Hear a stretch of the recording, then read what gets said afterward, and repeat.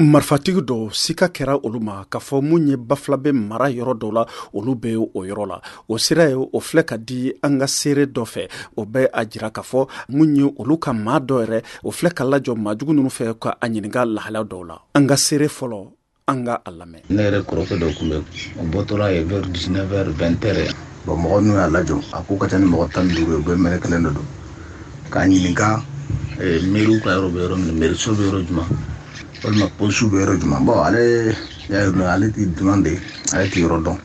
Bon y'a essayé ko b'a menacer ale kɔni bolola ale nana dugu kɔnɔ k'a ɲɛfɔ. O kɛwale ninnu o kɛra sababu ye mun ye kalanso ko olu datugu yɛrɛ tile damani kɔnɔna la. An ka seere fɔlɔ an k'a lamɛn. Usubijanya kapo ekolu bɛ kun datugura semaine tɛmɛnen fɛn fɛn tile 2 ɲɔgɔn tile 3 o kɛra ka sababu kɛ maajugu ninnu ka munnu an ka commune kɔnɔna na. Kalandenw kɔni an ma sɔn ka taa kalan la o tile 2 ye o kɔni o kɛra siga t'o la. École karamɔgɔ dɔ ni ale y'an ka seere filanan ye ale fana b'a jira k'a fɔ commune 5 ninnu kɔnɔna la a écoleso bɛɛ lajɛlen de datugura ka sababu kɛ u ye kunnafoni minnu sɔrɔ k'a fɔ mun ye marifatigi dɔw olu b'u ka mara la. A mɛnna k'a fɔ ko mɔgɔjuguw fana bɛ an ka nin zone ninnu na yan nin 5 communes zone na yan tile joli sisan an ka kapo écoleso bɛɛ kun datuguna bi mardi DECAP ye fɛn bɔ ko a kalan daminɛ bi mardi mais ko bɛɛ lajɛlen k'i janto i yɛrɛ la. Hakilisigi foyi de tɛ olu fan fɛ bi. An ka seere filanan lamɛn. An bɛ wagati min na ko san service baarakɛla fɛn fɛn bɛ nin 5 communes kɔnɔ mɔgɔ si tɛ ni mu hakili sigilen don ka taa école-maître la ka taa bila dɔgɔtɔrɔw la ka taa bila mairie mɔgɔw la ka taa bila sous-préfet la.